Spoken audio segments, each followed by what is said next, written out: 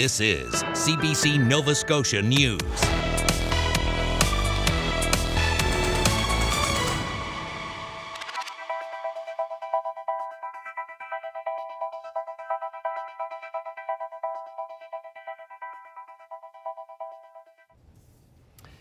Good evening. We begin tonight with news on the budget front, the tax rate for the city of Halifax here. It's looking like Halifax is planning for a 6.3% increase in property taxes.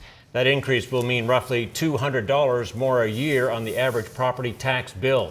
City staff had initially requested an 8.9% increase to cover the budget shortfall, but the province recently told Halifax it doesn't have to collect taxes for housing and corrections, dropping it down to 6.2. Also in the budget, Halifax RCMP will get 6 new officers, 4 in general duty and 2 focused on high-risk domestic violence cases. There's also new money to build a civilian-led crisis response model. The overall budget will be passed later this month. Halifax Mayor Mike Savage offered some details today on how Halifax might benefit from yesterday's federal infrastructure announcement. The Prime Minister announced a total of $6 billion for new municipal infrastructure. The money will be spent to build water and wastewater systems for more new housing. Savage says the new money will have no effect on property tax homeowners are currently paying. Nonetheless, he expects a portion of it to arrive soon. If it goes according to population, it would probably mean $8 to $10 million for us. So it's not going to change the world. But if we were to get a percentage of the other $5 billion that is going to be accorded through working with the provinces, then that could mean $40 to $50 million to help us with infrastructure. So it starts to add up. Savage says it costs Halifax $100,000 in infrastructure costs for every new housing unit built. Meanwhile, the federal government has made another multi-billion-dollar housing announcement.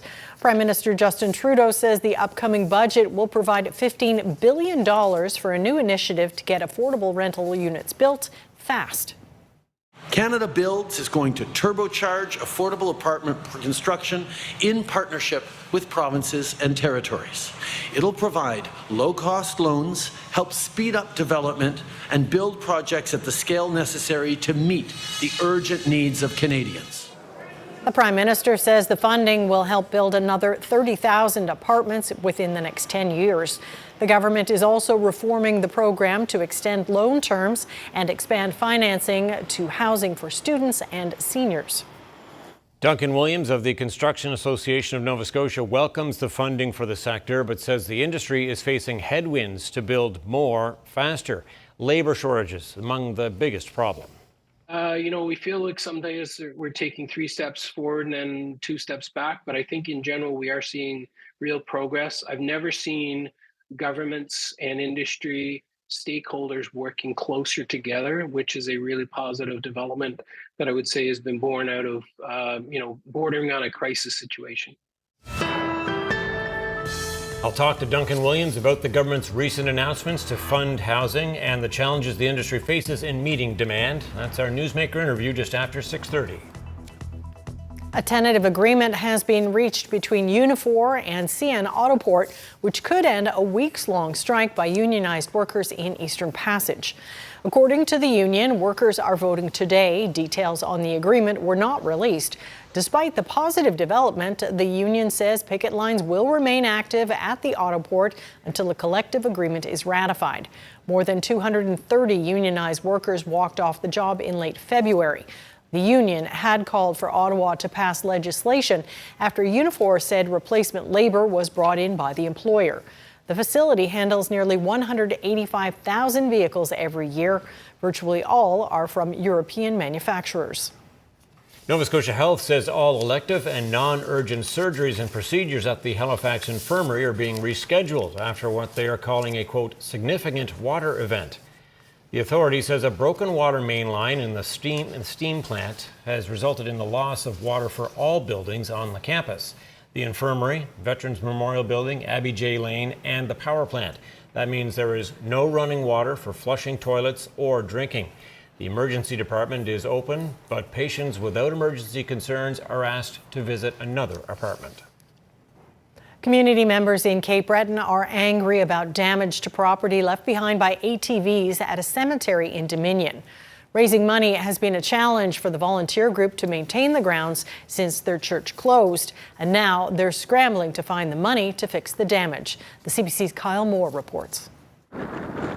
It's a picturesque and peaceful resting place along the coast in Dominion, but recently ATV drivers tore through Chalmers Cemetery, leaving parts of the property a muddy mess.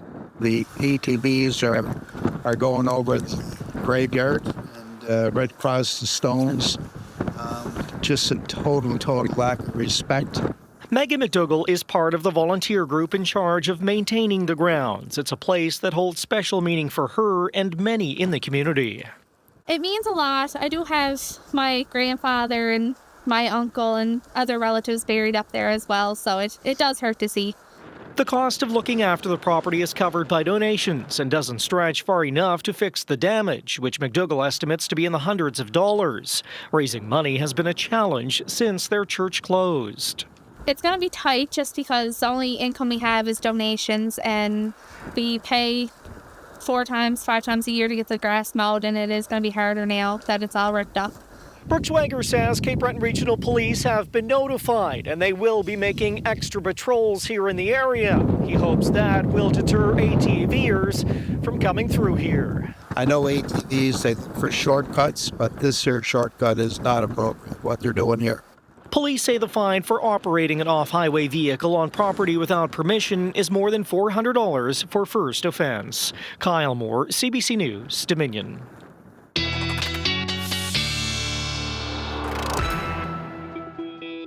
Not the nicest looking day in Dominion there today, was it? You could hear the wind howling a bit. A gusty wind, temperatures certainly cooler than yesterday, and it's all ahead of our next system, which is already creeping in and is really going to be bringing a messy mix over the next few days. Satellite radar picture, yeah, we've had some showers, some flurries, and yes, some graupel, some of those snow pellets mixing in today, but also some sunny breaks. It was a really variable day. Here's the system at hand, rolling into the Great Lakes.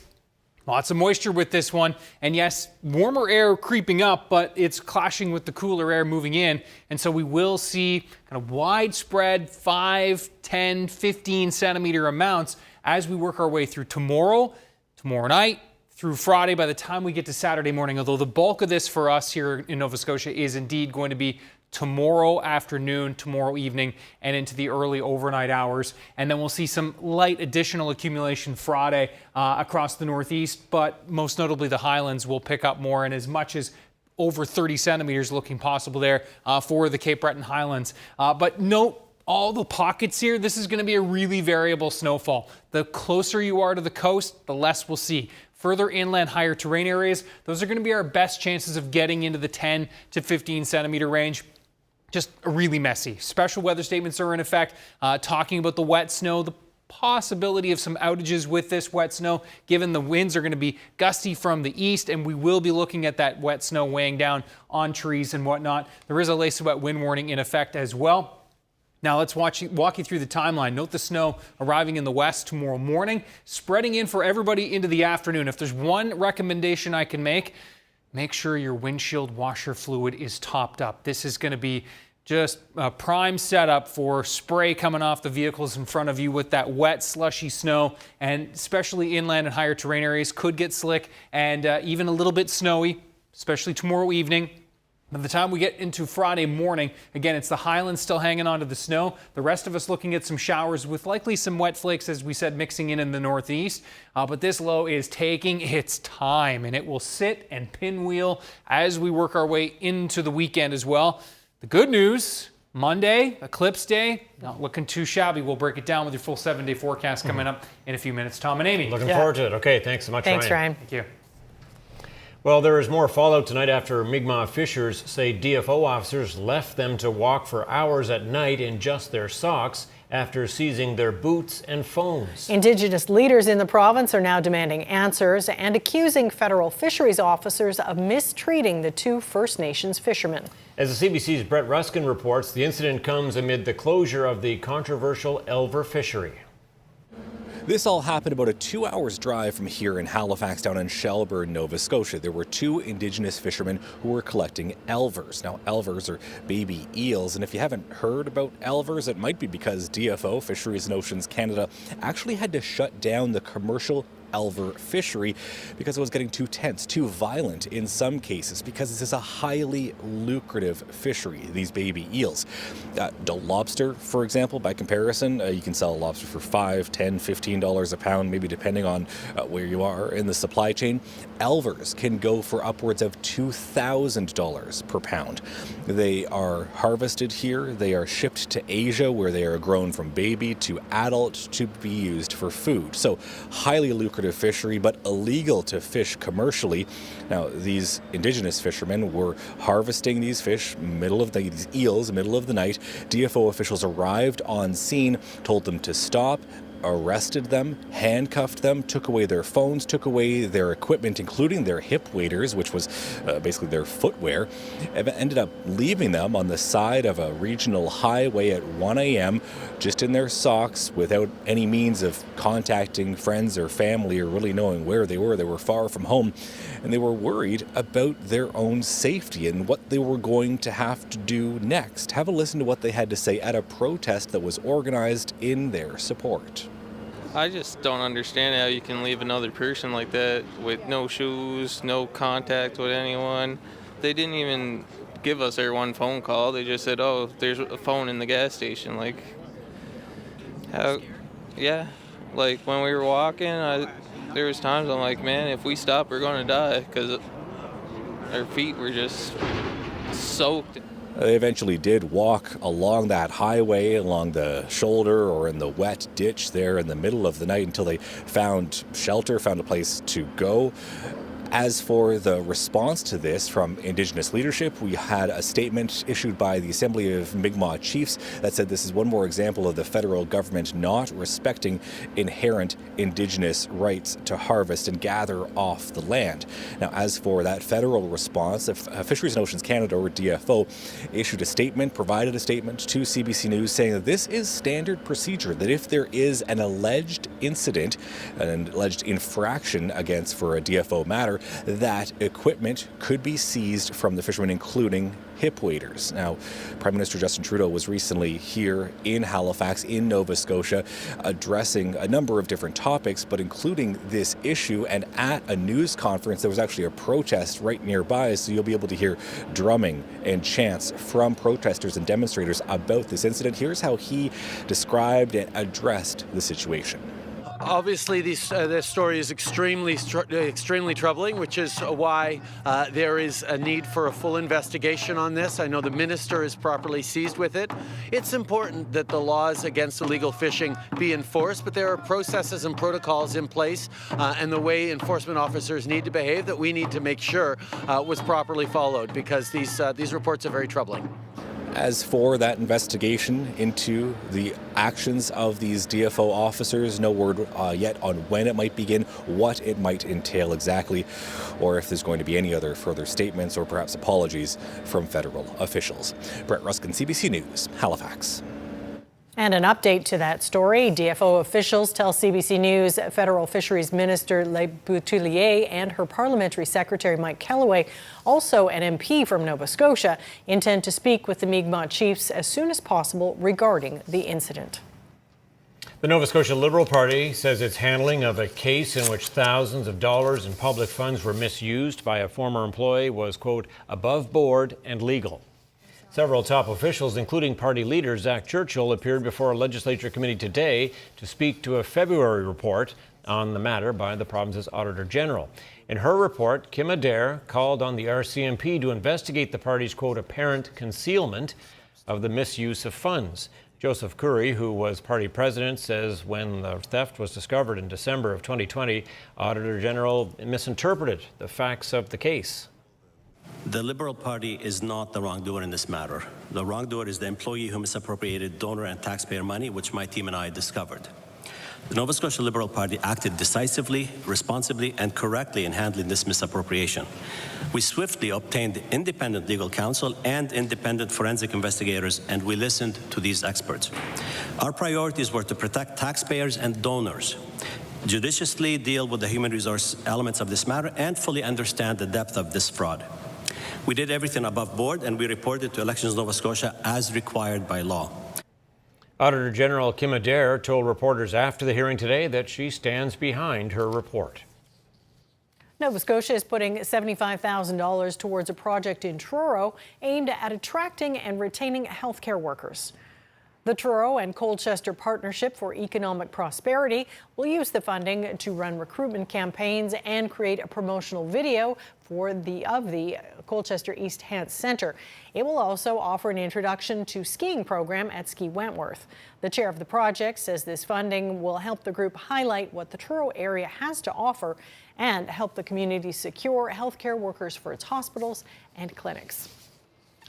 An old music trend is making a comeback, and no, it's not vinyl records. Cassette tapes are seeing a resurgence among longtime collectors and new fans. Take a look.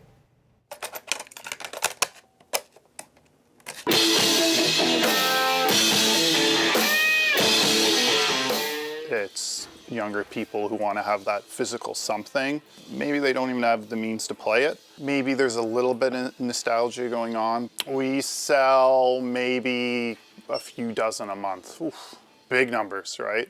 But compared to what that was for several years, that's huge. There are a couple new companies out that are selling their own variation of a portable player, and people are buying these up. One of the reasons is for that TV show Stranger Things.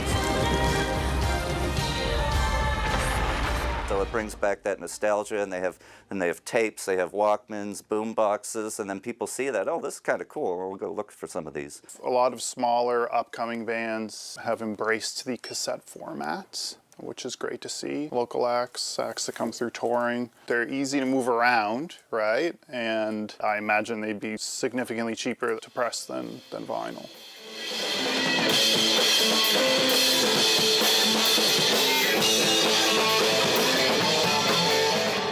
Hi, I'm Emily. I'm Adam. I'm Will. I'm Cole. We are Bologna, Colorado.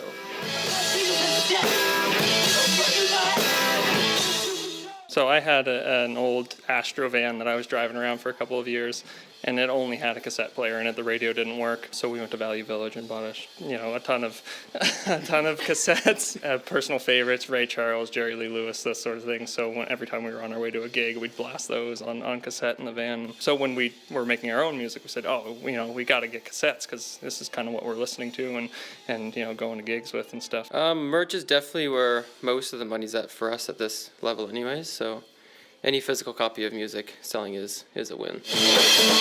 My business director and I, we started 3 years ago. He sent me a news article on the cassette tape resurgence. So I laughed a little bit. I checked it out. So I came back to him and I thought, okay, yeah, this is awesome. It just brought the nostalgia back, and we noticed that there was a market for this with bands releasing music on cassette tape during the pandemic, and we just dived in. The demographics go anywhere from about 17, 18 years old to 45, 50. So then you have your tape collectors that are in their late 30s, 40s. But then the younger generation, they're seeing this, and they might have seen tapes when they were growing up. But that depends on when they were born, whether it was late 80s or early 90s.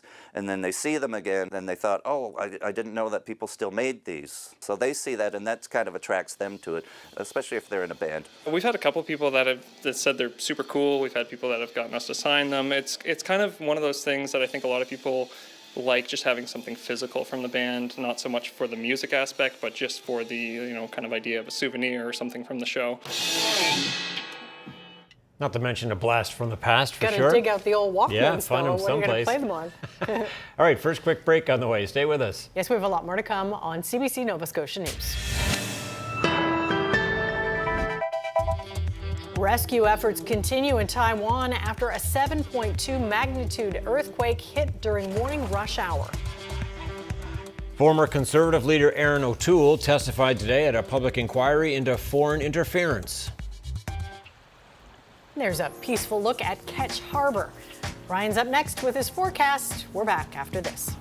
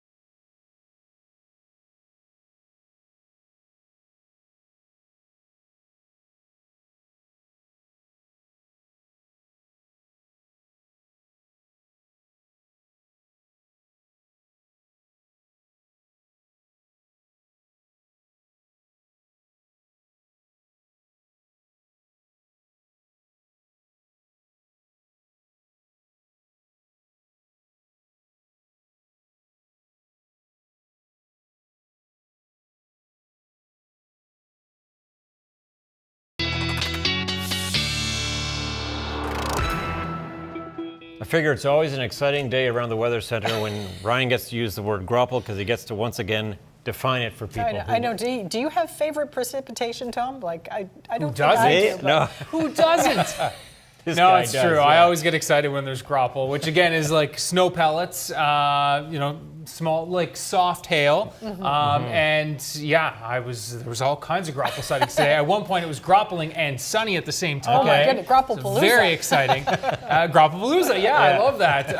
And no, but it was a super variable day, and proof is in the pudding right here. Have a look at this, a live shot from Burnt Coat Head, and beautiful spot there right on Cobequid Bay, and you can see that's live video right now.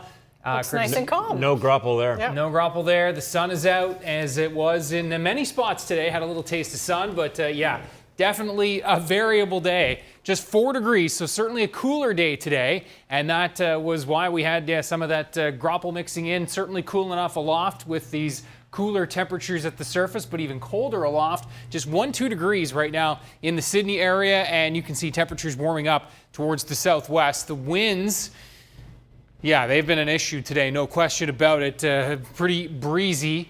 sustain in the 20, even 30 range. And yeah, some gusts at last check, gusting to 54 at Sydney, gusting to 40 in through the Amherst and Greenwood areas. Now we are looking at special weather statements in effect, and we have a lace-wet wind warning. The winds are going to pick up. We'll time out the winds in just a second, show you those again. The special weather statement is in effect for this. Just a really messy mix.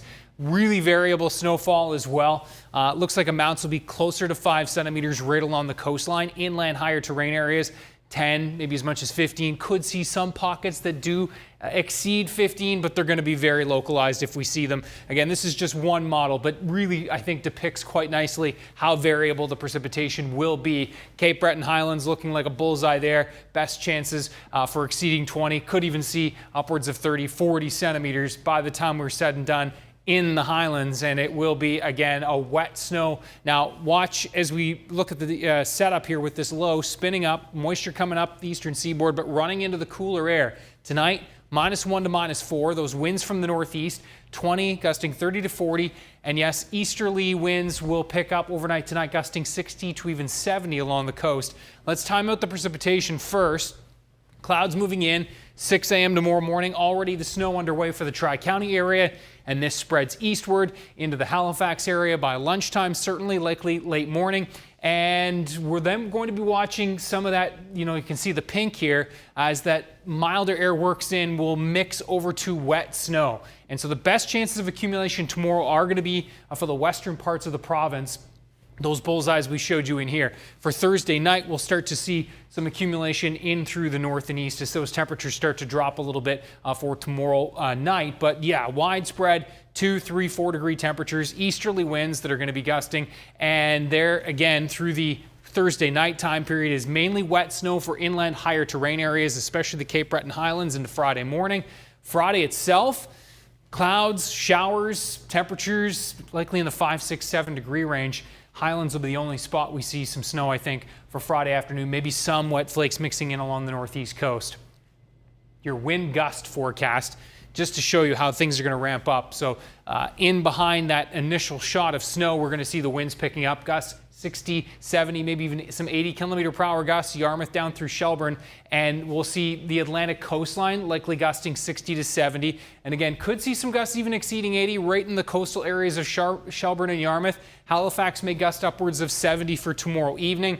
Coupled with that wet snow, could see some localized power outages, not out of the question. There are the lace-wet winds for Thursday night in through Friday. We'll be keeping an eye on that. Winds easing for everyone else.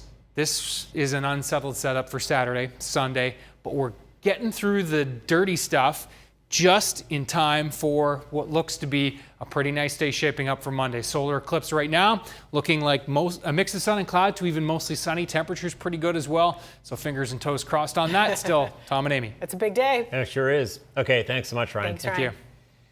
Well, the man many of us know as Inigo Montoya in The Princess Bride is coming to Halifax. Mandy Patinkin will perform his favorite Broadway and classic American tunes at the Rebecca Cohen Auditorium on Thursday evening. His concert show is called Being Alive, and Information Morning's Portia Clark spoke with him ahead of the event. Hello. My name is Inigo Montoya. You killed my father. Prepare to die.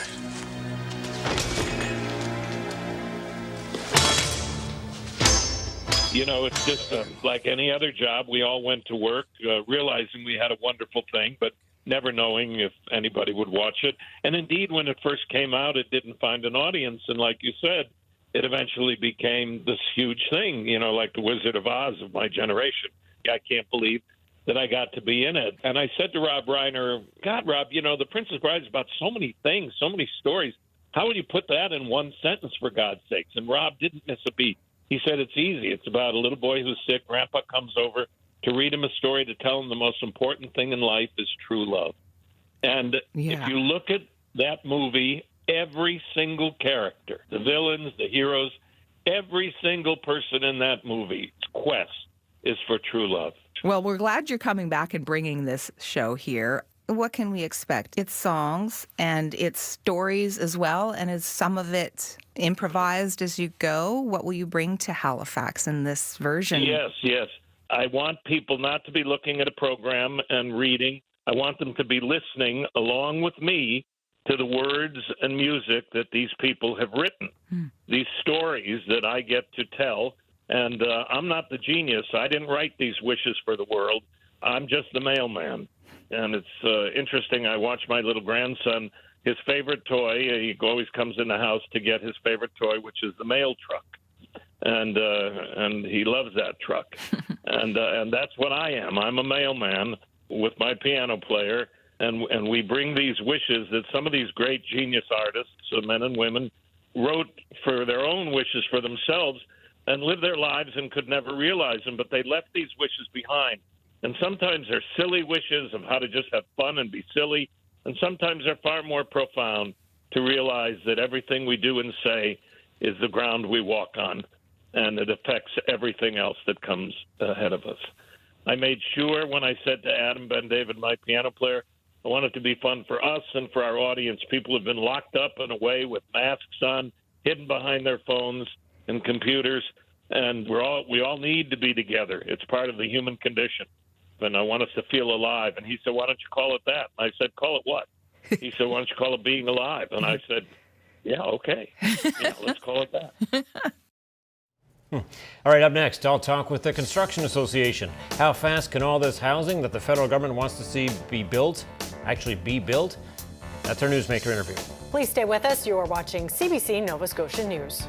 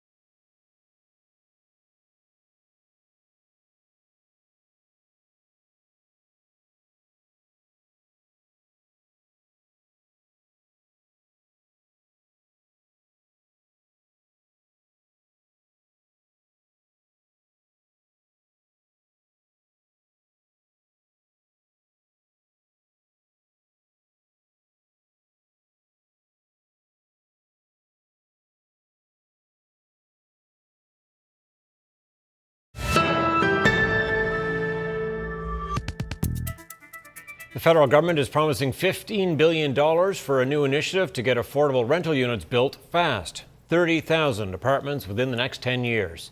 Yesterday in Dartmouth, Prime Minister Justin Trudeau promised a $6 billion infrastructure fund to support home building. Duncan Williams is with the Construction Association of Nova Scotia, so lots of government money on offer to help build more housing. As someone involved in the construction industry, what do you think of that? I think it's exceptional. The federal government working with the province and the municipalities, I think we're all coming to the realization that no single entity is going to be able to fix the challenges that we have. Labor supply, of course, is still a continuing challenge for the industry. So we have to continue to work on that file in order to meet the expectations of residents. So will this flood of government money actually increase the demand for workers in that sector? I think it definitely will. Our goal is to move more people into the industry, and with the provincial government's help last fall, we certainly saw a lot of movement in that direction so that we could see more folks coming through training programs, direct entry programming. There's a lot of activity geared at getting people into the industry quicker, and hopefully we're going to start to see the results of that very, very soon. You talked about some of the challenges on the labor front. So how many construction workers, construction people, if we can lump them into that group, are we short right now? Well, it's really hard to put a number on it, and it does fluctuate. So, our best guess at any moment is about 3,000 workers in Nova Scotia, and that's across the certified trades as well as those that would be considered outside of certified trades, so in the road building industry and so on. Then there are also the professionals that work in the back side of the business, which are the estimators, the engineers, architects, you name it. So there's a demand for almost every part of the 70-some professions in the construction industry. And when you look down the road the next 10 years or so, I mean, what are you seeing in terms of people coming and going from the profession naturally? I'm thinking about things like retirement. Yeah, our recent estimates put the retirement rate at about 8,000 or so workers, with a demand side need for about a little over 10,000 workers. I would actually say that it's probably substantively higher based on these announcements and some of the private works that we know are in the pipeline right now in terms of energy transition, greener our economy, and so on. There's going to be a high demand for anybody in the construction industry for at least the next 10 to 15 years is my expectation. And so we've got all this money being pushed towards construction, all this attention on building more housing. Where are these workers going to come from? We are looking at every avenue possible. So obviously communities that are underrepresented in the industry, women in trades, immigration is a big part of the equation, trying to encourage more youth to get out and get involved in the trades. So we're trying to tackle it from every possible perspective, and we're working closely with all of our partners in the trade unions, the open shop, across all of the different sectors to try and mobilize all of our strengths towards getting our workforce strengthened. And do you think there's headway being made? There is. We feel like some days we're taking 3 steps forward and then 2 steps back, but I think in general we are seeing real progress. I've never seen governments and industry stakeholders working closer together, which is a really positive development that I would say has been born out of, bordering on a crisis situation. And so those are some of the challenges that you're facing on the labor side and the construction side of things. What can you say about to what degree that reality is actually delaying construction? There's no question that workforce availability is definitely impacting time, schedules, budgets, etc. No question at all. And so do you see that improving anytime in the short term? I mean, if we're trying to solve a housing problem, how do you see this playing out? We're also looking at non-traditional types of construction, so more off-site construction, more prefabrication. Where can we shorten the length of time for projects? How can we use and introduce technology that will work with people versus replacing them, so that people can move on to more productive and I guess, impactful roles within the industry. So wherever we can deploy that technology in industry to help support the people that are working in industry, we see advantages that are potentially going to, I would hope, alleviate some of these issues in the near future, in the next 4 to 5 years. And you see could government and the construction industry working closer together than perhaps ever before. Is there something you want to see government do now that they're not doing?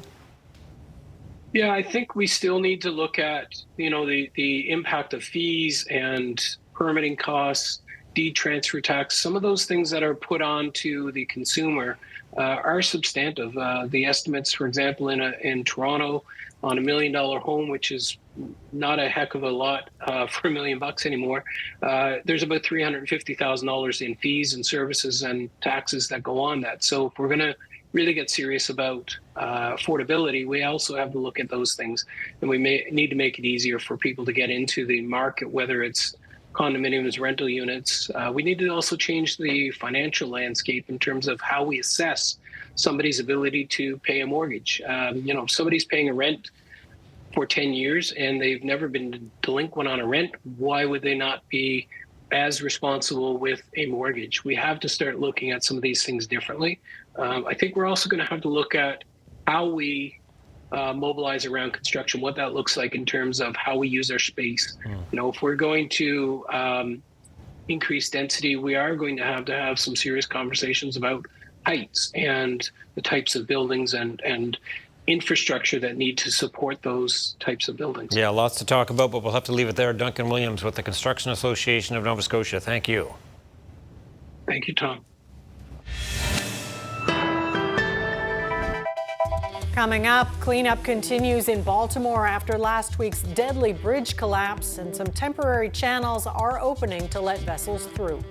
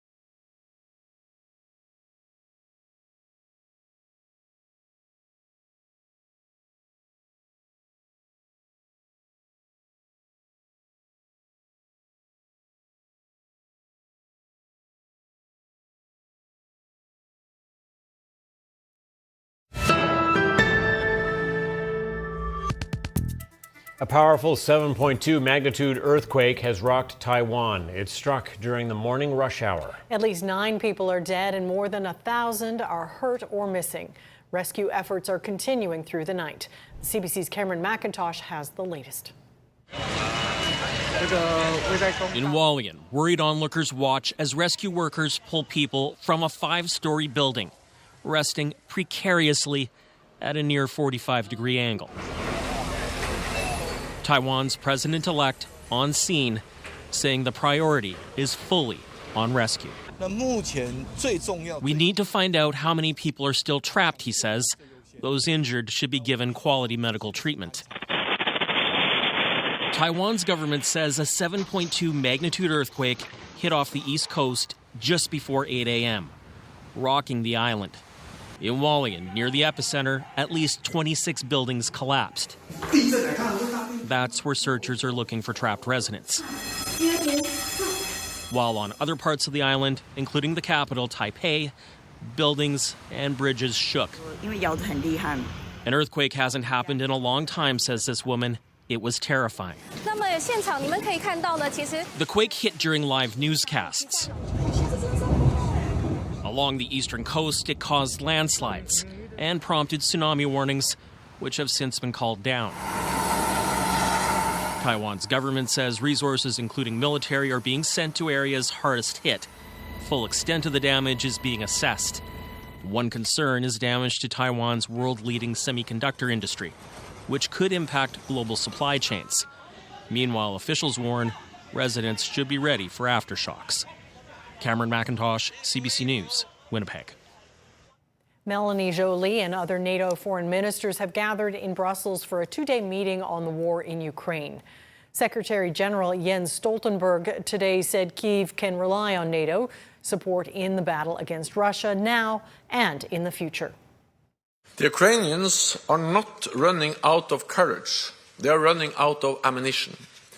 Today, allies have agreed to move forward with planning for a greater NATO role in coordinating security assistance and training.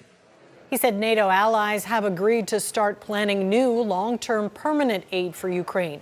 Stoltenberg said support must shift from short-term offers to more multi-year pledges. The goal is to create an aid fund worth nearly $150 billion over the next 5 years.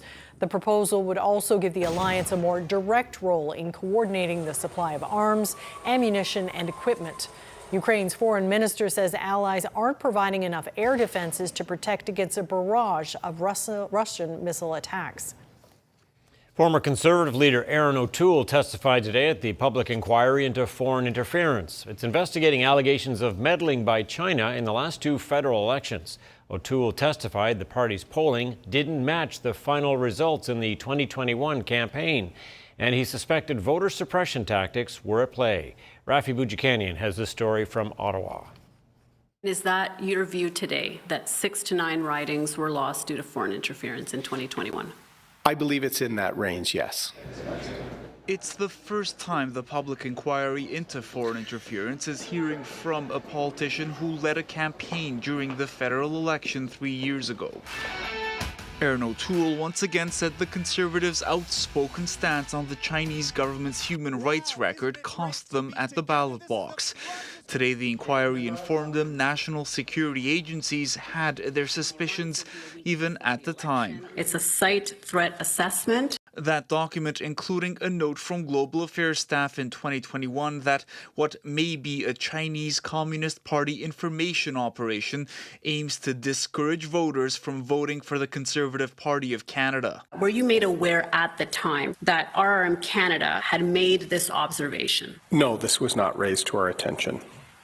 And in fact, we were raising instances of foreign interference that we witnessed. And the site committee tended to downplay them. Those instances included messages on the Chinese social media app WeChat disparaging Conservative candidates like Kenny Chu, himself a witness at the inquiry today. And now that through the commission, I've learned that they've known all about it. It's almost like I was drowning and they are watching. For O'Toole, there's a major red flag for the next election. Canadians need to have trust in platforms that they rely on for information, and to make sure that they can vote without any intimidation and nothing. He even said the interference could have led to his eventual removal as Conservative leader. I can understand where someone who lost an election is trying to look for reasons other than themselves why they might have lost an election. The reality is we put in place a panel formed by top independent public servants, a task force staffed by security officials. Those very officials Conservatives say were not transparent enough about election threats will be on the stand later this week, and Justin Trudeau the next. Rafi Boudjikani on CBC News, Ottawa. Nearly 600 stolen vehicles have been recovered in the Port of Montreal. They were found as a result of a joint federal-provincial law enforcement effort called Project Vector. 390 shipping containers were opened here in Montreal, resulting in 598 stolen vehicles being recovered as a direct result of Project Vector. The recovered vehicles have a potential value of approximately $34.5 million. Project Vector was launched in December and involves the Canada Border Services Agency, Montreal Police, the Ontario and Quebec Provincial Police, and the insurance industry. 3/4 of the recovered vehicles were stolen in Ontario. All of them were destined for Africa, Asia, Europe, the Middle East, and South America. On average, a vehicle is stolen every 5 minutes in Canada. In 2022, insurance companies paid out $1.2 billion for auto theft claims. Shipping through the Port of Baltimore is resuming as the cleanup from last week's deadly bridge collapse continues. Temporary channels are now allowing some vessels to move past the wreckage. The CBC's Katie Simpson has gained exclusive Canadian access to the scene with the U.S. Army Corps of Engineers. When you get up close to the wreckage site, it really puts into perspective the scale and the scope of this catastrophe. We're maybe about 30 meters from the actual debris pile, the ship, the Dolly cargo ship, and the ongoing cleanup effort. Specially trained engineers who are using torches to shear through the metal debris as they try to cut up chunks of the wreckage into smaller, more manageable pieces so that they can be hauled away from this site in the ongoing effort to clean things up. Now, it's going to take quite some time to do. There's no real estimate as to when this site may be cleaned up. They have to move meticulously. They don't want to have an incident within an incident. There's concern that if they move too quickly, something could fall. There could be another collapse or something could move and put these crews in danger. Now, this is about as close as we can get right now. Divers are actually in the water. It's unusual because the weather has been so miserable. There's been so much rain, there's been thunder, there's been lightning, and it's made these already incredibly difficult cleanup efforts even more dangerous. So these crews, with weather and daylight permitting, are continuing to move the debris from the site. Now, there has been a little bit of encouraging news here. They have been able to get up 2 temporary channels opened up so that some of the ships can move in and out of the harbor. But for now, this is what normal looks like. Katie Simpson, CBC News, in the Baltimore Harbor. Strength in energy and base metal stocks helped lift Canada's main stock index today. Here's a look at the markets as we head to break.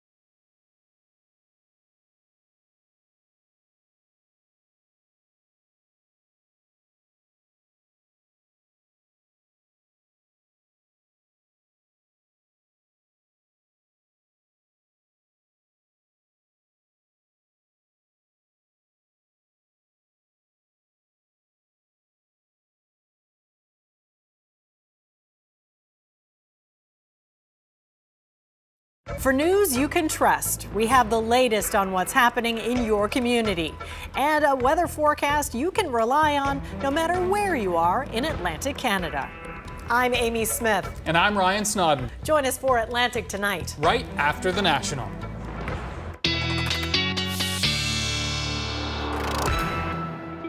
All right, we're back to wrap things up, and the weather pick, looking forward to it tonight. Yes, cheer us up, Ryan.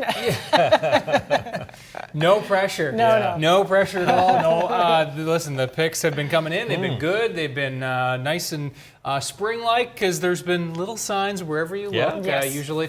Have a look at this picture. This is a beautiful one. We're going to zoom in on, a great beach, to be honest. Houston's Beach, one of many beautiful spots in the province. But wow, that is nice. Mark Davidson with a nice silhouette sunset shot. Great photographer, yeah. I believe it is. Is it? Okay. Very nice. Way to sneak yourself onto the show, Mark. Yeah, Nicely done. yeah, absolutely. Ryan's picks at cbc.ca, and thanks to Mark and to everybody for sending your pictures in. So there's that snow. Yeah, it's coming in tomorrow from west to east into western areas throughout the morning. Note as it tracks eastward throughout the day as temperatures rise, it's going to become more mixed with rain, and yes, that wet snow will continue to mix in through Thursday evening and into the overnight. Temperatures tomorrow are going to be right around 2, 3, 4 degrees. Inland higher terrain areas will indeed have the best chances for accumulation throughout the day tomorrow. I know this says right to Saturday morning. That's really just including the Cape Breton Highlands. Reiterating again that most of this will be falling by Friday morning. For Saturday morning, really it's just the Cape Breton Highlands that we'll see additional accumulation beyond Friday morning. So this is really a 24-hour shot, just highlighting again the really big variability we're going to be seeing. If you're along the coastline, likely closer to 5 centimeters, inland higher terrain, best shots at 10 to 15 plus. All right. Well, while we're looking at snow, you'll be perhaps jealous to know that people have been flocking to a park in Tokyo to see the cherry trees, which are now half in bloom. So the city's famous cherry blossom season started last Friday, the latest start in 10 years, thanks to mild temperatures last month. And Japan's cherry blossom season occurs every year throughout the spring.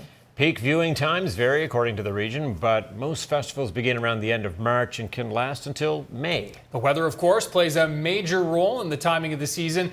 This year, many people have rushed to see the flowers early because bad weather is in the forecast. Aren't they pretty, Not though? my fault. It's in their forecast too. All right, that's it for us tonight. Thanks so much for watching. We'll see you next time. Good night. Good night.